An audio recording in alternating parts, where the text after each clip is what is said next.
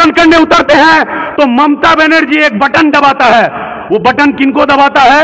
हमारे बगल में खड़े हैं कुछ खाकी वर्दी पहने पुलिस वाले। उनको कहता है कि डीवाईएफआई उतर गया है मैदान में, मैं तो 14 तला के ऊपर में बैठी हुई हूं, मैं तो काली घाट में हराम का पैसा गिन रही हूं मेरे भाईपों के साथ। अब तुम्हारा काम शुरू। क्या काम? तुमने बाली का पैसा लिया, तुमने बाइक का पैसा लिया, तुमने कमीशन लिया, तुमने घूसखोरी किया। अब तुम्हारा एक बहुत अहम काम शुरू हुआ। क्या शुरू हुआ?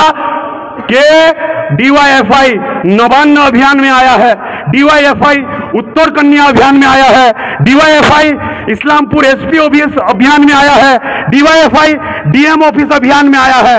तुम जो लाठी तुम्हारा अलमारी के अंदर घुसा दिए थे वो सब निकालो, निकाल करके जितना जोरदार हो सके डीवाईएफआई के कॉमरेड को मारो, पीटो, उनको भगाओ। तो मैं कहना चाहूंगा जो पुलिस वाले ममता बनर्जी की बात पर हमारे ऊपर लपक पड़ते हैं कि हुनर आजमाए, हुनर आजमाए, तुम तीर आजमाओ हम जिगर आजमाए, तुम तीर आजमाओ हम जिगर आजमाए। আমরা ভুলিনি মইদুল মিদ্দাকে, আমরা ভুলিনি চোপড়ার মনসুরকে মাথায় গুলি লেগেছিল, মাথায় কমরেড আনসার বাবুলরা ছিলেন।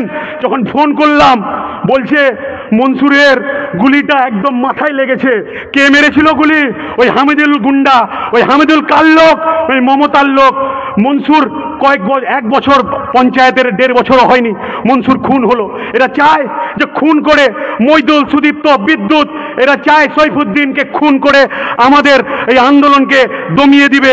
আমরা বলে দিচ্ছি আমাদের রক্তে দিয়েই আমাদের এই সংগঠন আমরা তৈরি করেছি, রক্ত দিয়েই এই ডিওয়াইএফের পতাকাটা আমরা বহন করেছি।